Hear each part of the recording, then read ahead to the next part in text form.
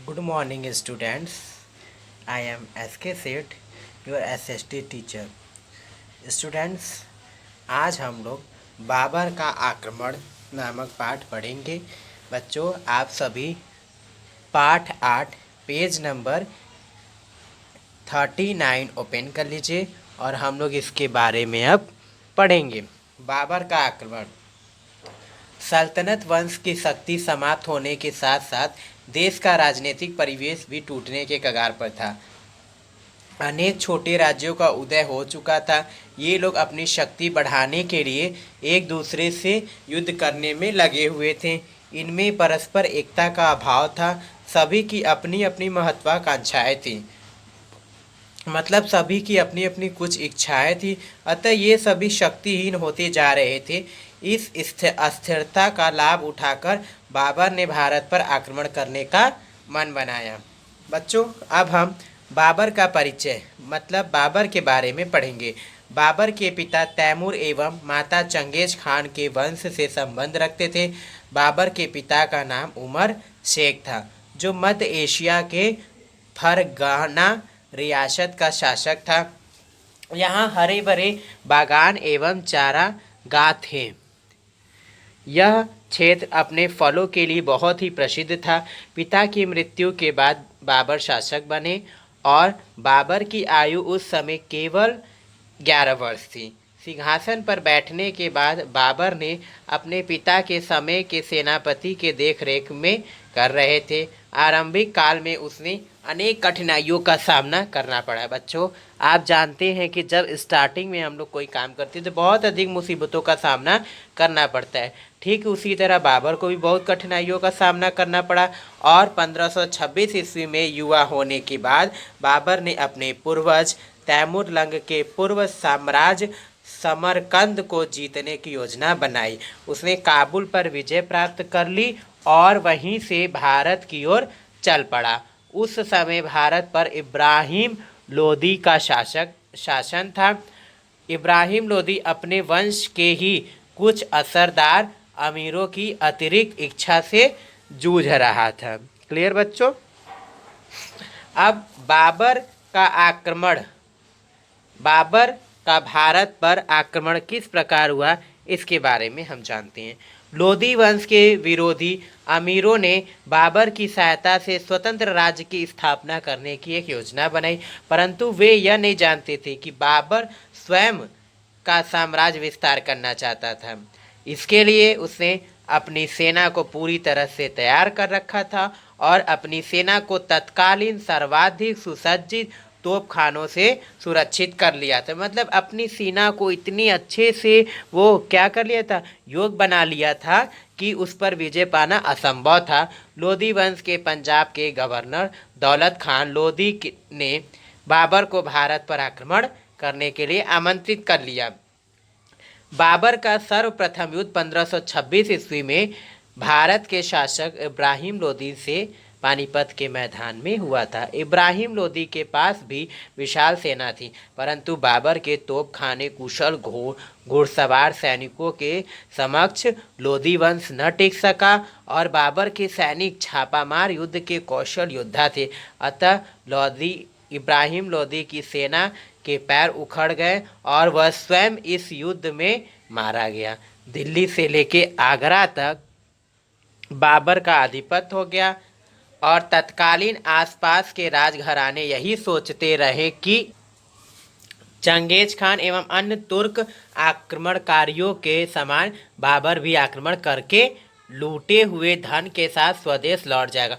परंतु उन्हें यह नहीं पता था कि बाबर भारत पर आधिपत्य स्थापित करने के लिए आया। मतलब बाबर जो था वह भारत पर क्या था, अपना राज्य जमाने आया था। उसकी मंशा लौटने की नहीं थी। ये लोग यह सोचते थे कि जब वह वापस लौट जाएगा तो दिल्ली एवं आगरा पर हम अपना आधिपत्य फिर से जमा लेंगे। और भारतीय राजाओं के इन विचारों पर उन्हें प्रतिरोध करने का अवसर नहीं दिया और वे एक एक करके अपने राज्य बाबर से हारते चले गए। क्लियर बच्चों? तो इस तरीके से बाबर ने क्या किया, अपना धीरे धीरे क्या किया, भारत पर अपना साम्राज्य धीरे धीरे जमाते रहे। बाबर का चारित्रिक विश्लेषण। बाबर एक सभ्य समाज का प्रणेता योद्धा था। वह कलम और तलवार दोनों पर बराबर का अधिकार रखता था। बच्चों, इसका मतलब क्या है कि बाबर को कलम और तलवार दोनों के बारे में संपूर्ण जानकारी थी। वह तुर्की और फारसी का भी विद्वान था। वह उच्च कोटि का साहित्य ज्ञाता एवं साहित्यकार था। उसने स्वयं अपनी आत्मकथा फारसी में लिखी।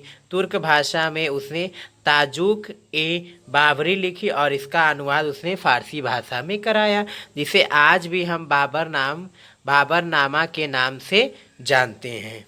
बाबर प्रकृति प्रेमी एवं संवेदनशील व्यक्ति था, शासक था।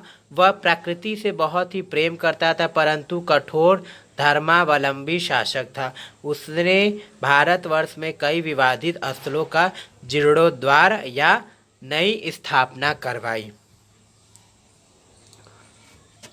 इसी क्रम में बच्चों हम इसको आगे रखते हुए अब हुमायूं के बारे में पढ़ते हैं। बाबर में एक सम्राट के सारे गुण मौजूद थे। उसने अपने शासन काल में सभी वर्गों को संतुष्ट करने का प्रयास किया। वह एक सक्षम शासक था, अतः उसने अपने शासन काल में सभी प्रकार का डटकर उसने विरोध किया। बाबर की मृत्यु के पश्चात उसका पुत्र हुमायूं सन 1530 ईस्वी में दिल्ली के मुगल सिंहासन पर बैठा। हुमायूं एक कमज़ोर शासक था, जबकि बाबर एक क्या था, कुशल और बहुत ही बहादुर शासक था। अतः गद्दी पर बैठते ही उसे अनेक विरोधों का सामना करना पड़ा।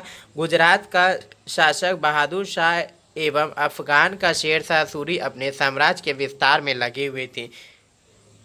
ये लोग भारत पर अपना आधिपत्य जमाना चाहते थे। हुमायूं के पलायन को लक्ष्य बनाए हुए थे, मतलब ये हुमायूं को वहाँ से भगाना चाहते थे। और ये दोनों ही सशक्त एवं अतिरिक्त इच्छा वाले व्यक्ति थे। इन दोनों शासकों के अतिरिक्त मुगल साम्राज्य पर अन्य लोग भी अपना हक जमाना चाहते थे। लोगों ने मुगल साम्राज्य के तत्कालीन शासक हुमायूं के विरुद्ध षड्यंत्र रचना शुरू कर दिया। ये लोग अपनी योजना के अनुसार आंशिक रूप में सफल हुए, परंतु हुमायूं के साम्राज्य को समाप्त नहीं कर सके। बच्चों, ये आगरा का किला है और ये हुमायूं का मकबरा जो कि दिल्ली में है। क्लियर। अब हम उसके बाद शेर शाह सूरी। शेर शाह सूरी एक वीर शासक था। यह एक प्रबल योद्धा एवं राष्ट्र अनुरागी शासक था। शेर शाह सूरी उसका उपनाम था।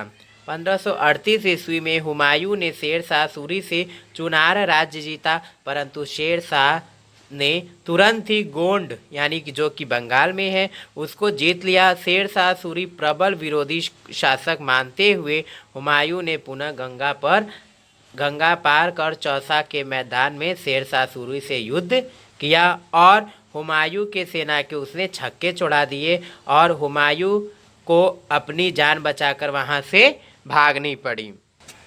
बच्चों, हमारा अगला टॉपिक है हुमायूं का दुर्भाग्य।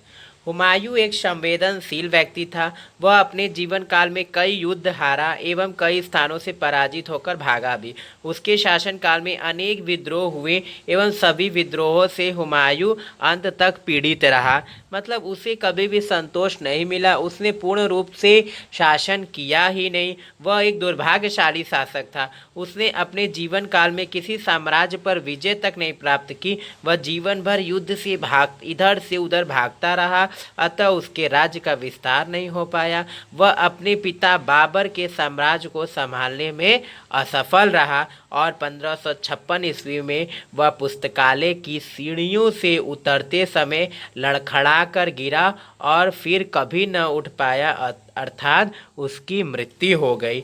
इतिहास में हुमायूं के बारे में यह कहा जाता है, यह लिखा हुआ है कि मुगल साम्राज्य का एक शासक हुमायूं जीवन भर भागता रहा और भागते भागते ही उसकी मृत्यु हो गई। बच्चों, ये हुमायूं का मकबरा है।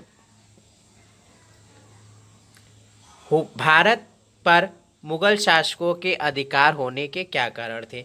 भारतवर्ष में विभिन्न छोटे छोटे राज्यों का उदय हुआ, सबसे बड़ा यही कारण था। शासक वर्ग में एक दूसरे से श्रेष्ठ होने की इच्छा होती है।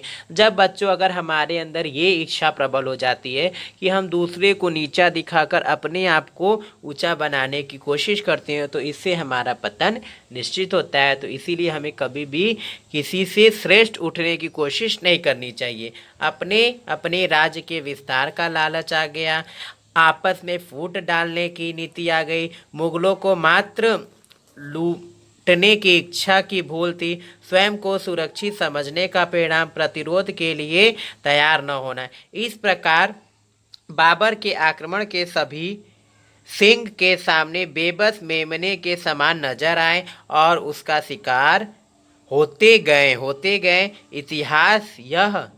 इतिहास की यह भूल आज भी सबसे बड़ी भूल कही जाती है, जबकि समृद्ध और शक्तिशाली राजा हारते चले गए। क्लियर बच्चों? Thank you student for watching this video carefully.